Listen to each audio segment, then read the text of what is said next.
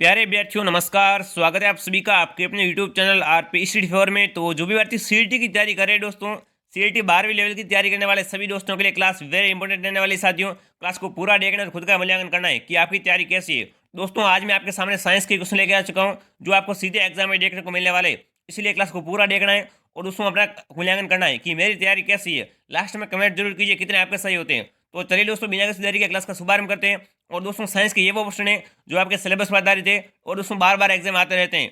तो चलिए, आंसू में कौन सा पदार्थ घुला रहता है, बताएंगे भारतीयों। आंसू में साथियों कौन सा पदार्थ घुला हुआ होता है? सामान्य नमक, समुद्र, स्टार्च या ग्लूकोज। तो देखो, अपन कभी रोते हैं, ठीक है, तो आंसू क्या अपने मुंह में आ जाते हैं तो क्या थोड़ा खारा खारा लगता है, तो वो आपका हो जाएगा सामान्य नमक, ठीक है ना। ऐसे आपको याद करना पड़ेगा भाई, इंपॉर्टेंट है दोस्तों। आंसू में कौन सा पदार्थ घुला रहता है? सामान्य नमक घुला रहता है। चलिए दूसरा देखते हैं क्या पूछेगा। वेरी इंपॉर्टेंट क्लास रहने वाली, साथियों क्लास को पूरा देखेगा और दोस्तों काउंट कीजिए कितने आपके सही होते हैं। अब देखिए, लोहे पर जंग लगती है दोस्तों। लोहे पर जंग है तो किस कारण लगती है? फेरिक ऑक्साइड से लगती है, जल योजित फेरस तथा फेरिक ऑक्साइड से, या उसमें साकी फेरस तथा फेरिक कार्बोनेट से, या उसमें उपयोग सभी के कारण। बताएंगे भारतीयों, लोहे पर जंग लगती है, साइन क्या हो जाएगा? सभी के सभी कारण। बिल्कुल राइट, डी आपका हो जाएगा राइट, ठीक है ना। जहां पर उपयोग सभी दिखे वहां पर थोड़ा रुकना है। और दोस्तों ये साइंस के वेरी इंपोर्टेंट क्वेश्चन रहने वाले, ठीक है ना। ऐसे सुनाएंगे घुमा फिरा के।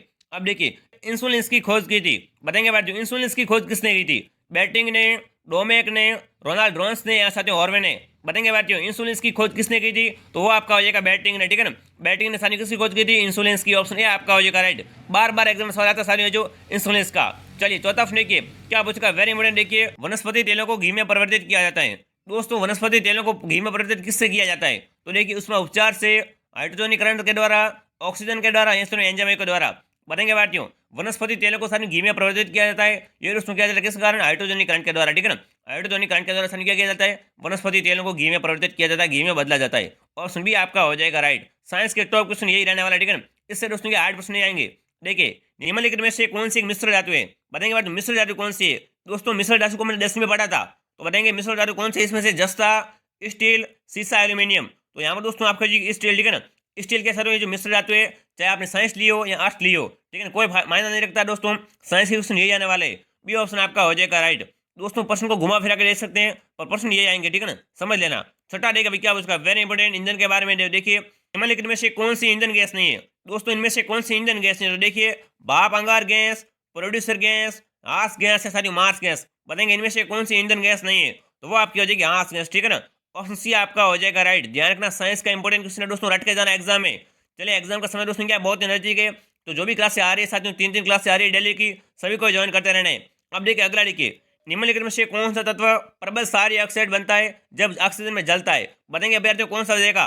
दोस्तों, निम्नलिखित में से कौन सा तत्व प्रबल क्षारीय ऑक्साइड बनता है जब क्या करता है साथियों? जब ऑक्सीजन में वो जलता है। तो देखिए, फॉस्फेयर, सोडियम, लोहा और गंधक। तो यहाँ पर आपका हो जाएगा सोडियम, ठीक है ना। सोडियम आपका बी ऑप्शन बिल्कुल राइट, ध्यान रखना। बी विकल्प कौन कौन कमेंट करा, वेरी गुड। सोडियम क्या हो जाएगा? 101% राइट हो जाएगा। चलिए आगे बढ़ते हैं दोस्तों, साथ साथ में कमेंट कीजिए, ठीक है ना। आपकी खुद को तैयारी का पता लगेगा मेरी तैयारी कैसी है। अब देखिए, फैदम है, वेरी इंपॉर्टेंट है साथियों। फैदम क्या होती है? एक मछली होती है, एक पौधे का नाम है, एक बर्तन को कहते हैं, साथियों एक माप है। बढ़ेंगे बातियों, फैदम क्या हो जाएगी? सभी सारी कमेंट कीजिए। तो उसमें फैदम क्या है? दोस्तों, फैदम एक माप है, ध्यान रखना, ठीक है ना। एक माप है फैदम। डी ऑप्शन आपका हो जाएगा राइट। काफी बच्चों को पता नहीं होगा, ध्यान रखना, मछली करके आ जाते हैं। फैदम साथियों क्या होता है? एक माप होता है। अगला आइडिया क्या हो चुका है? वेरी इंपॉर्टेंट, देखिए, रिसर्च स्केल किसके नापन में प्रयोग होता है? बताएंगे बातियों, रिसर्च स्केल साथियों जो प्रयोग किसके नापन में करते हैं? भूकंप की तीव्रता को नापने में करते हैं, वायु की गति को, समुद्र की गहराई को, शरीर के ताप को। तो यह आपका हो जाएगा भूकंप की तीव्रता को मापते साथियों किससे? रिश्टर स्केल से भी मापते हैं। ऑप्शन ए आपका हो जाएगा राइट। वेरी इंपोर्टेंट साथियों, काफी बच्चे यहाँ पर गलत करके आ जाते हैं, पर आपको गलत नहीं करना, ठीक है ना। राइट करके आना साइंस के सारे प्रश्न। चलिए आगे बढ़ते हैं, अगला देखिए भाई क्या पूछ चुका है, वेरी इंपोर्टेंट। देखिए, डायनामाइट के आविष्कार निम्न में से कौन है? दोस्तों, इनमें से डायनामाइट के आविष्कार कौन हो जाएंगे? डायनामाइट का आविष्कार किसने किया था? आइंस्टाइन ने, न्यूटन ने, अल्फ्रेड नोबेल ने, या साथियों मैडम क्यूरी ने। बताएंगे बैठियों, डायनामाइट के आविष्कार किस कौन हो जाएंगे? सभी सारी कमेंट कीजिए। तो ये आपके हो जाएंगे सानी कौन? अल्फ्रेड नोबेल, ठीक है। इन्होंने सानी क्या किया था? डायनामाइट का आविष्कार किया था। ऑप्शन सी आपका हो जाएगा राइट। दोस्तों, आविष्कार के बारे में क्वेश्चन आते हैं बार बार एग्जाम में, ठीक है ना। एग्जाम में देता है क्वेश्चन, तो वैसे ही मैं लेके आ जाऊँ। अब देखिए, प्लास्टर ऑफ पेरिस प्राप्त किया जाता है। दोस्तों, प्लास्टर ऑफ पेरिस किससे प्राप्त करते हैं? सोडियम बाइकार्बोनेट से, जिप्सम से, यूरिया से, कार्बन से। बताएंगे बैठियों, प्लास्टर ऑफ पेरिस सानी किससे प्राप्त करते हैं? तो ये सानी करते हैं अपन जिप्सम से, ठीक है ना। जिप्सम से प्राप्त होता है सानी प्लास्टर ऑफ पेरिस।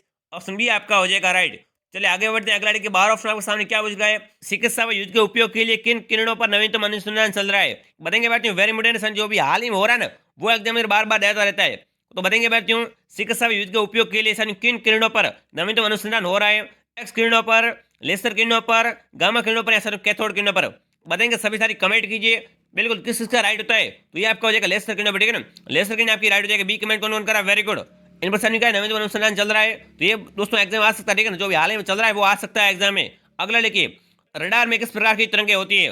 बताएंगे भारतीयों रडार में किस प्रकार की तरंगे पाई जाती है। विद्युत तरंगे, विद्युत चुंबकीय तरंगे, ध्वनि तरंगे, इनमें से कोई नहीं। बताएंगे भारतीयों रडार में किस तरह की तरंगे पाई जाती है। दोस्तों अगर रडार की बात की जाए तो दोस्तों रडार में विद्युत चुंबकीय तरंगे पाई जाती है, ठीक है ना। विद्युत चुंबकीय तरंगे पाई जाती है। ऑप्शन बी आपका हो जाएगा राइट, ठीक है ना। रडार में कौन सी तरंगे पाई जाती है, विद्युत चुंबकीय तरंगे। अगला देखिए भाई क्या पूछ रहा है, आकाश का नीले दिखाई देने का मुख्य कारण है। दोस्तों साइंस का वेरी इंपोर्टेंट क्वेश्चन है, बताएंगे आकाश का नीले दिखाई देने का मुख्य कारण क्या है। तो देखिए सूर्य की रोशनी नीली होती है, इसलिए अपन को आकाश में नीला दिखाई देता है। यहाँ पे देखिए वायुमंडल में उपस्थित धूल आदि कणों के द्वारा सौर किरणों पर प्रकीर्णन के द्वारा प्रकाश का परावर्तन या प्रकाश का अपवर्तन। तो यहाँ पर आपका कौन सा था, तो आकाश का नीले दिखाई देने का मुख्य कारण क्या है दोस्तों, वायुमंडल में उपस्थित धूल आदि कणों के द्वारा क्या है, सौर किरणों का प्रकीर्णन के कारण दोस्तों क्या है अपन को आकाश नीला दिखाई देता है। ऑप्शन बी आपका हो जाएगा राइट। ऐसे में आपको लंबी लाइन को ढूंढना होता है, ठीक है। ये हमारा IQ है। चलिए आगे बढ़ते हैं 15 वाले के भाई। और दोस्तों अभी तक आपने वीडियो को लाइक नहीं किया, लाइक कर दीजिए और हमारे चैनल को सब्सक्राइब जरूर कीजिए ऐसे ऐसे इंटरेस्टिंग क्लास लेने के लिए। कम समय में आपको ज़्यादा फन कराना और इंपोर्टेंट लेके आना, फालतू की चीज़ें हम नहीं दिखाते। अगला देखिए भाई, तेज गति से आते हुआ वाहन हॉर्न बजाता है तो उसका पिच होगा। दोस्तों मैं जैसे कि बाइक पे आ रहा हूँ फुल स्पीड में, ठीक है, और मैं हॉर्न बजाता हूँ तो उसका पिच क्या रहेगा। तो देखिए उतना ही सुनाई देगा आपको, ठीक है, उससे अधिक सुनाई देगा, कम सुनाई देगा, ऐसा नहीं पहले कम फिर बाद में अधिक सुनाई देगा। बनेंगे बैठियों तेज गति से आते हुआ वाहन का दोस्तों हॉर्न बजाते उसका पिच क्या रहेगा, तो वो सन क्या रहेगा, अधिक सुनाई देता है, ठीक है ना। फुल स्पीड में क्या दोस्तों अधिक आवाज आती है। ऑप्शन भी आपका हो जाएगा राइट। पर आपको क्या करना, धीरे चलना वाहनों पे भाई। अगला देखिए भाई, क्या सूती और ऊनी वस्त्रों में अंतर ज्ञात किया जाता है। बताएंगे भारतीयों सूती और ऊनी वस्त्रों में दोस्तों अंतर कैसे ज्ञात करते हैं, छूकर ज्ञात करते हैं, जलाकर NaO से क्रिया करवाकर, SSO से क्रिया करा के।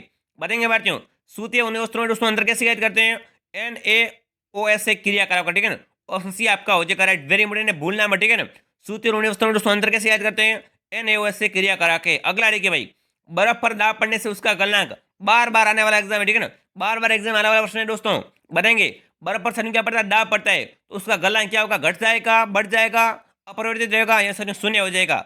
बनेंगे बातियों बर्फ पर दाब पड़ने के कारण सनी उसका गलनांक क्या रहेगा, तो ये दोस्तों क्या रहेगा, घट जाएगा, ठीक है ना। बर्फ पर अगर दाब पड़ता है तो उसका सनी गलनांक क्या है, घट जाता है। ऑप्शन ए आपका हो जाएगा राइट, बिल्कुल। ए कमेंट कौन कर रहा है, किसी का करते हैं बार बार एग्जाम ये सवाल आता है, पता है आपको। अब देखिए गर्मियों में सफेद कपड़े क्यों पहने जाते हैं, बताएंगे भाई, वेरी इंपोर्टेंट है।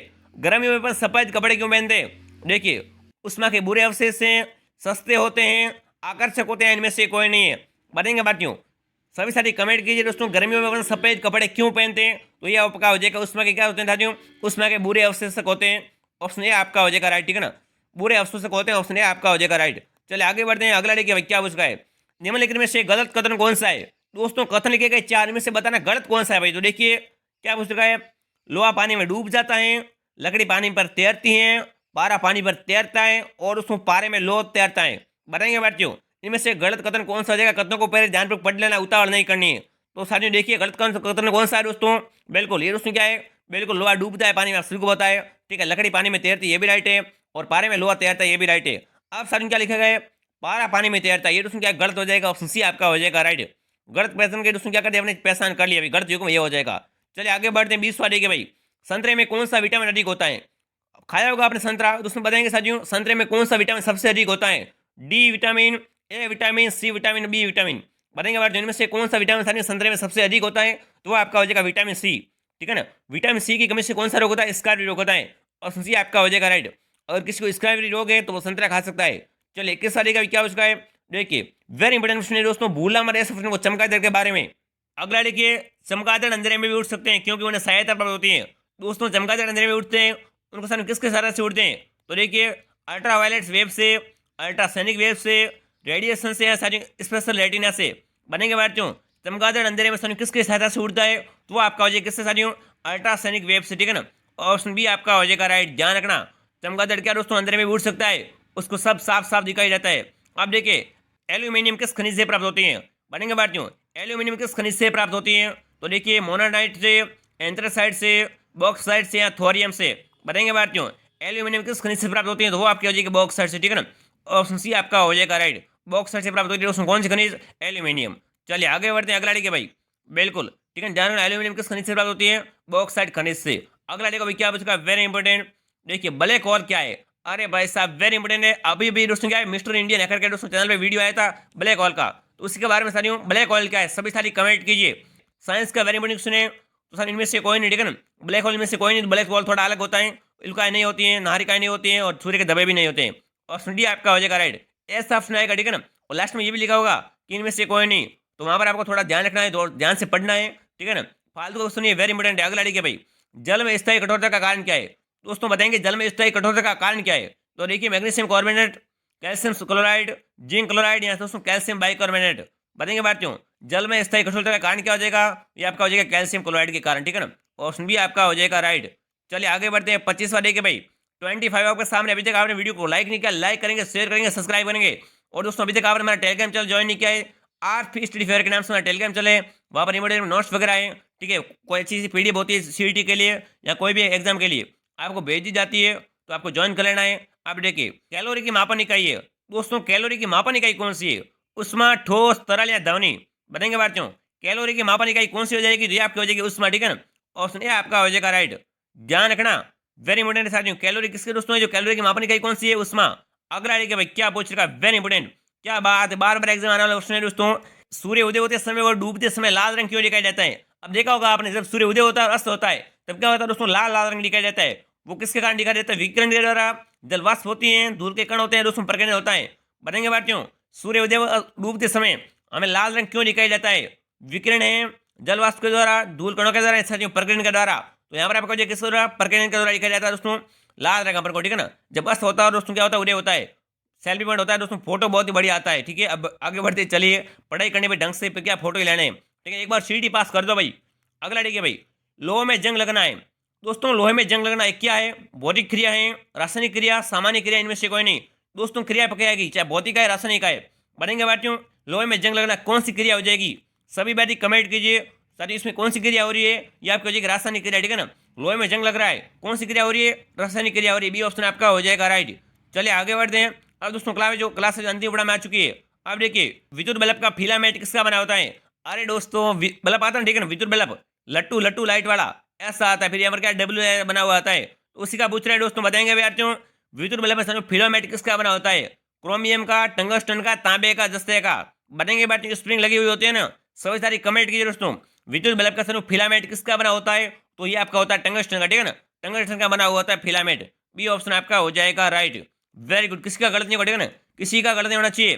अब देखिए आज की क्लास आगे सवाल आपके सामने, ये हमारी क्लास आगे सवाल है, फिर उसमें लेते हैं अलविदा आपसे। अब देखिए केतली में पानी का गर्म होना उदाहरण है, दोस्तों केतली में क्या हो रहा है, पानी गर्म हो रहा है, किसका उदाहरण है, चालन का उदाहरण है, सेवन का उदाहरण है, विकिरण का उदाहरण है, संघनन का उदाहरण है। बताएंगे भारतीयों केतली में पानी का गर्म होना किसका उदाहरण है, उसमें सेवन का उदाहरण, ठीक है ना। और सुन भी आपका हो जाएगा राइट, चाहे केतली में पानी गर्म हो रहा हो या चाय गर्म हो रही हो, किसका उदाहरण हो जाएगा दोस्तों, सेवन का जो उदाहरण हो जाएगा, ध्यान रखना, बी ऑप्शन आपका हो जाएगा राइट। बी कमेंट कौन कौन कर रहा है, अब दोस्तों कमेंट करना आपकी साइंस की तैयारी कैसी है, मुझे भी देखना है भाई, ठीक है ना। 30 में से कितने राइट हुए, सभी सारी कमेंट करके मेरे को बताएंगे कि सर मेरे 28 राइट हुए, 25 राइट हुए। अगर आपके 25+ राइट हो रहे हैं तो आपकी साइंस की तैयारी शानदार है, डरिए मत, घबराइए मत, ऐसे सुनाएंगे साइंस में। और उसमें ज़्यादा से ज़्यादा संख्या में इस वीडियो को शेयर करेंगे, लाइक करेंगे, सब्सक्राइब करेंगे। दोस्तों 3 दिन क्लास लगा रहा हूँ डेली आपकी, ठीक है ना। समझिए 3 दिन क्लास लेने में कितनी दोस्तों दिक्कत होती है। तो देखिए एक तो 8 बजे आती है सुबह, ठीक है, एक दोपहर को 2 बजे और एक 8 बजे शाम को, तीनों क्लासों को लास्ट वाली को ज्वाइन करना वेरी इंपॉर्टेंट रहने वाली, ठीक है ना। जो अंतिम समय में क्लास से आ रही है आपके लिए रामबाण रहने वाली है, तो आप सभी क्या करेंगे, सपोर्ट करेंगे, लाइक करेंगे, शेयर करेंगे, सब्सक्राइब करेंगे। और उसमें अभी तक आपने हमारा आरपी स्टडी और टेलीग्राम चैनल ज्वाइन नहीं किया है तो आप सभी टेलीग्राम चैनल को ज्वाइन कर लेंगे, डिस्क्रिप्शन में लिंक मिल जाएगी आपको। चलिए मिलते हैं अगली क्लास में, जय हिंद जय भारत।